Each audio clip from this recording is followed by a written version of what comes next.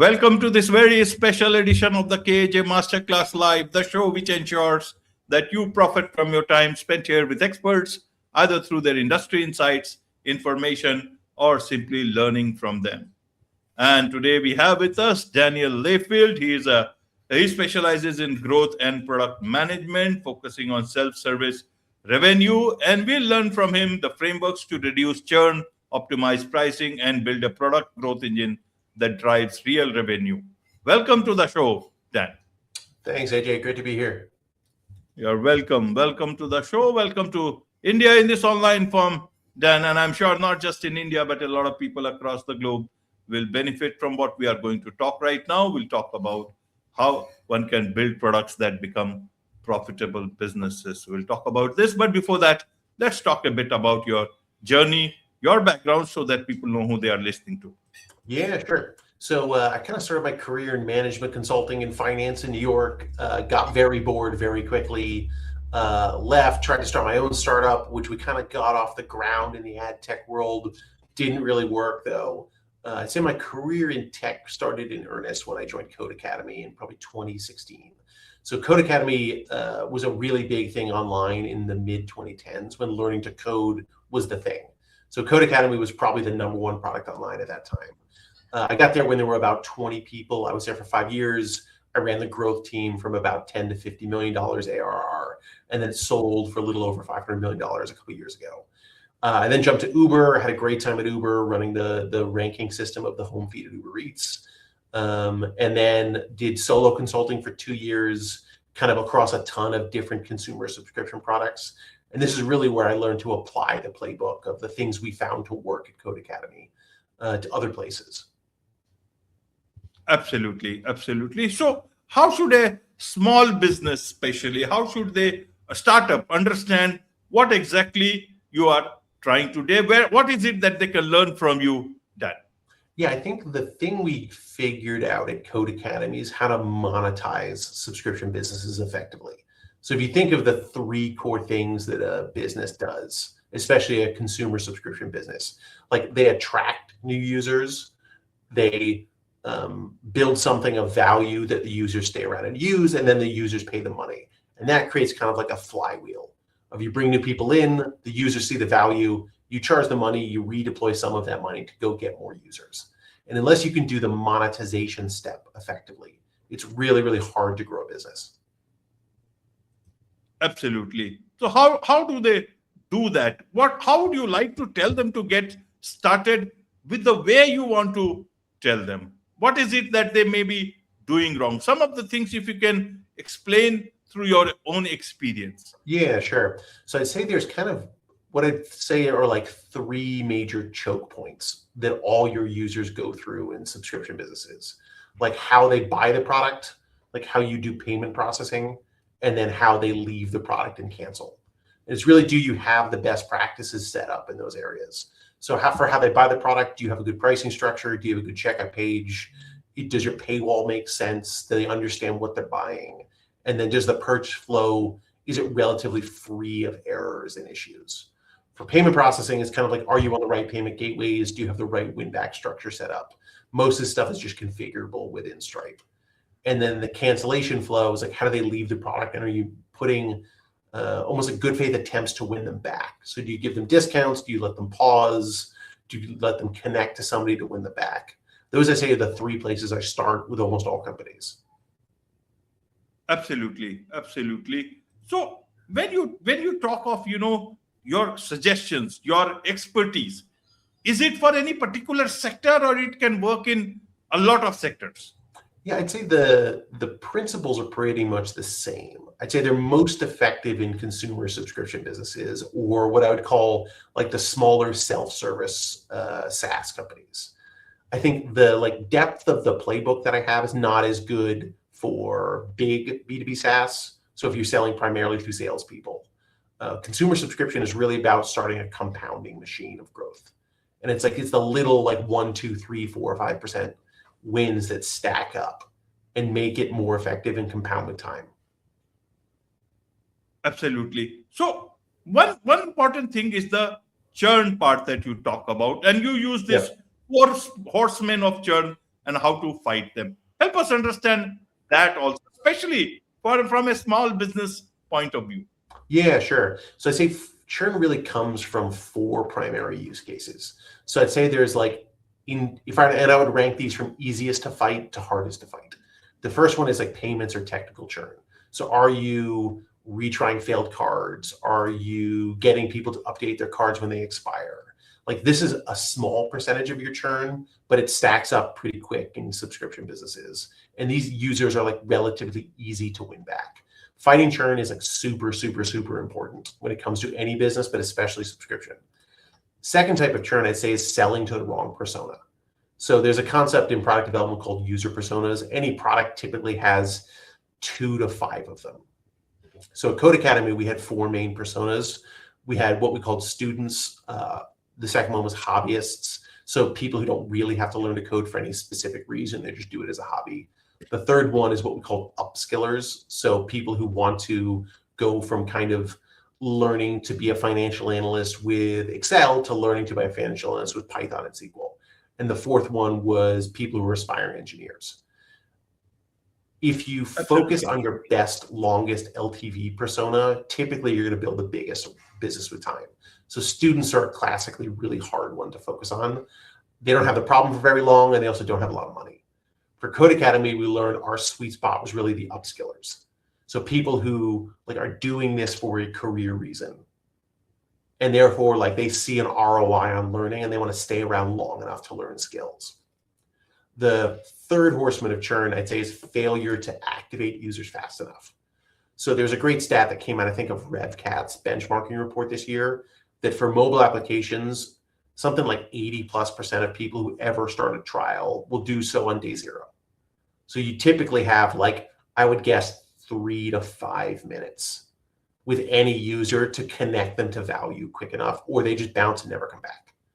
So typically the best way of fighting churn in the long term is what we call upstream of churn. So you can definitely win users back at the cancellation flow, but the main way of fighting churn is not letting users fall out of the habit of using the product in the beginning and make sure they see the value of the product pretty quickly. The fourth horseman, I'd say, is the hardest one to fight, which I would call is like happy user churn.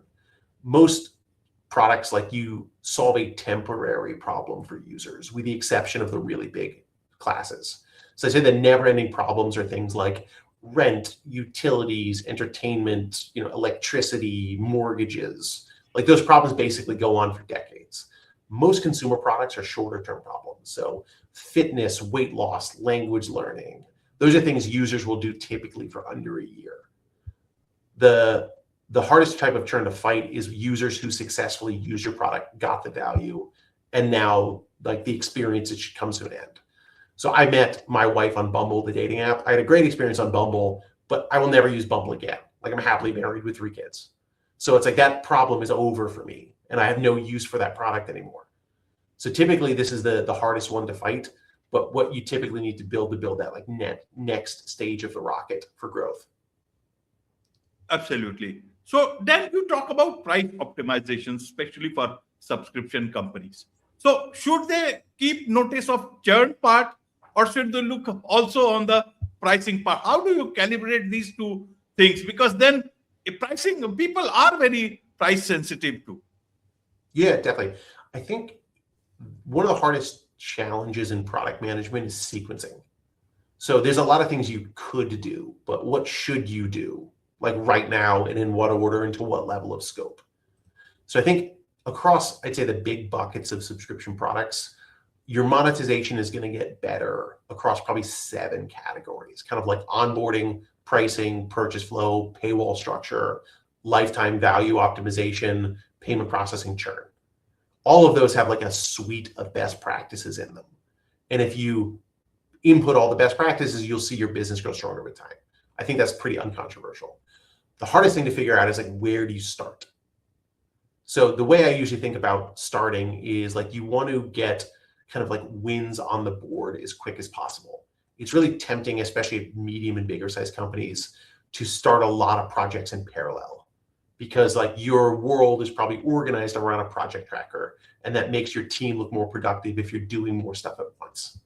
But in reality, that's maybe like the worst way of optimizing a business, because you want to get improvements out and live as quick as you can so they impact the business as a whole. So typically the way I advise companies is like you should do a very broad sweep of the universe of things you could do to improve the business. And then you should sequence them from kind of like smallest to largest. So even little things like checkout page optimizations, copy clarifications, you can do those things in like a day or two. And they start to produce value immediately while you work on the bigger things. Absolutely, Dan. So you say your goal is to help entrepreneurs take good products and make them good businesses. How do you know it's a good product? Only when you test it. Many good products fail. So if I'm asking from that perspective. I think the way I think about this is like good products have some form of measurable retention or product market fit. So there's two, I'd say, industry standard ways of measuring this. There's one from a book called Hacking Growth, where you survey your users and you ask them to rank if they could never use the product again, would they be like extremely disappointed, mildly disappointed, or they wouldn't care at all. And you want at least 40% of your users to say extremely disappointed. The other way, I'd say, in the more accurate way of measuring product market fit is you have what are called retention curves that flatline.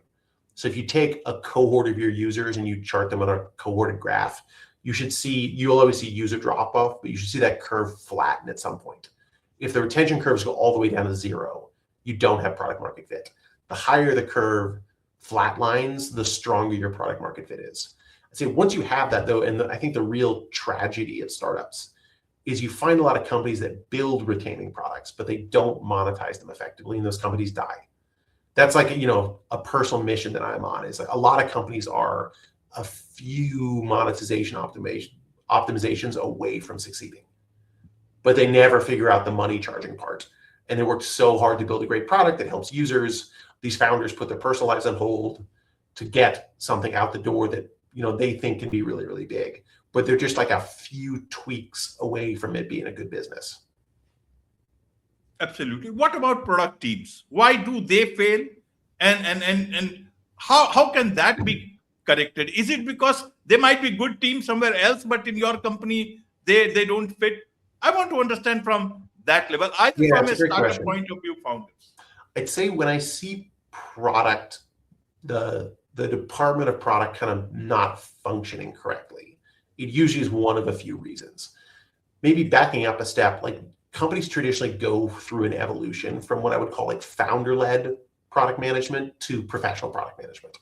Founder-led product management typically means like the founder's instincts drive product management. So whatever like they think should happen is the thing they ship. That works really, really well in the early stage and is the highest velocity way of working.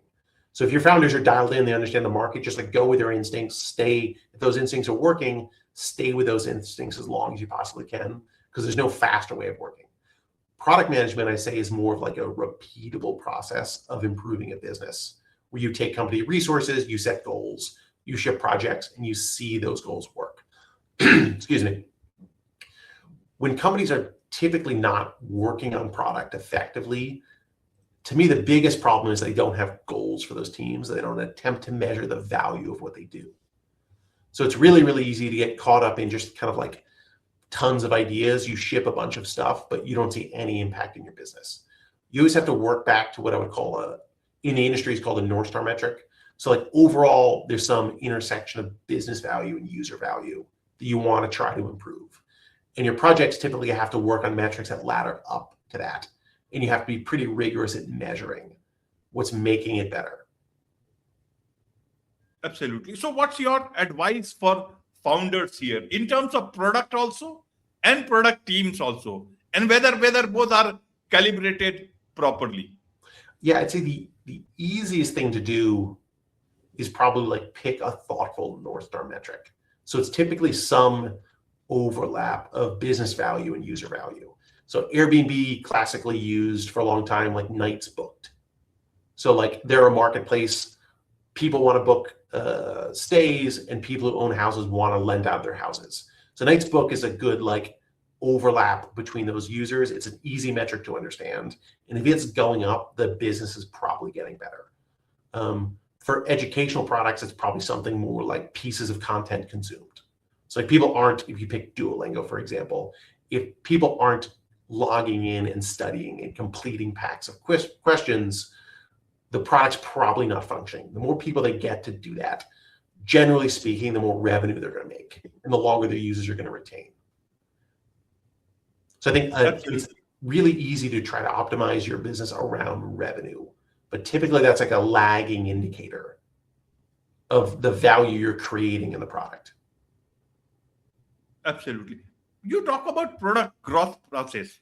How should we understand as a person who has a vision, who has a product, who is working on startup but does not know all this lingo of the businesses that many people talk about, product growth process? How should one understand? Because you talk about monetization also, and then somebody will say this will take at least this much time because this is part of the product growth process. How should a small business owner understand this part of growth? Yeah, when you say growth process, it's like how to grow the business. Right. And the process and the time period that it particularly a product will take to bring in, sustainable revenue, as well as, to get some investment also, and the bigger things start happening from there. Yeah, I'd say all businesses, it's almost like the growth engine of them work differently. And to me, one of the biggest indicators of it is like, what's the average contract size that someone pays you? So consumer subscription products can take a lot longer to reach big size because the individual user pays you $10 a month, $15 a month, $60 a year, or something like that. Contrast that with enterprise businesses that, a small agency can reach $2 million a year in a year if you sell $400,000 or $500,000 contracts. So it's just significantly easier to grow those businesses from a top line revenue perspective, but they also have less inherent stability. So what makes consumer subscription products valuable is that the revenue is really, really durable because, Duolingo's revenue is made up of millions of people paying them a little bit of money. So any individual person leaving doesn't really put them at risk. Contrast that with an agency where if you have one client who pays you more than 40% of your revenue, they leave, you might go out of business in a month. Absolutely. So Dan, in tech sphere, things happen very fast, change very fast. Today you think you are solving some pain problem for someone. Tomorrow you will have several competitors, and the third day you may not be the preferred one. Your subscriptions will get cancelled. How do you calibrate this whole product growth process with the hard realities of tech life today? Yeah, it's a great question. I'd say for the average company, maybe below $10 million in revenue. Not that competitors don't matter, but I'd say the more likely reason that those companies don't work is they don't execute themselves. So if you think of any, kind of fragmented space of, local coffee shops. Local coffee shops go out of business typically because they're bad at serving coffee, not necessarily because another coffee shop opens within a few miles of them. I'd say smaller startups are kind of the same. There are the giant language learning products, but there are also the much smaller language learning products. And if you find a good niche and you execute on it well enough, I think a lot of smaller products can work. That said, all companies are riding some sort of technology and distribution wave. So eventually, the underlying, economics of what you're doing change. So probably from 2010 to 2022, course-based businesses were really good businesses. Code Academy is a course-based business where you find experts, you have them write courses, you sell an information product. Information products are really, really high margin, and you teach your user to do something. And tons of these specialized marketplaces popped up around e-commerce products or language learning or online marketing or coding or things like that. With ChatGPT now, that wave changed. So basic level courses for commonly known things are way less valuable now than they were a few years ago. That wave might take a while to catch those businesses. But the wave of distributing online information for basically free that those businesses were riding for multiple years is coming to an end. Absolutely, Dan. So when do you come into the picture? Where do you coming to the picture. Yeah, great How does question. that happen? I'd say the type of advice that I give is most useful for what I would call like the post-product market fit startup. So you have a product figured out, you have a team built, and you are probably doing north of $1 million in revenue. Below that, you probably have more fundamental product questions to ask before monetization of advice is effective. Absolutely. There is much to learn about all this, and I'm sure a lot of businesses would want to connect with you. A lot of people would want to connect with you and learn more about you. What's the best way for them to do so, Dan? Great question. So I read a blog at subscriptionindex.com. So subscription, like a subscription product, index, like a stock index. I write virtually everything there. If you go there and subscribe, you'll get everything I write. Or you can connect with me on LinkedIn. I have a playbook on how I traditionally work with startups. If you just send me the message playbook on LinkedIn and you connect with me, I'll send it right over. Wonderful. With this, it's a wrap on this very special edition of the KJ Masterclass Live. Thank you so much indeed for joining us.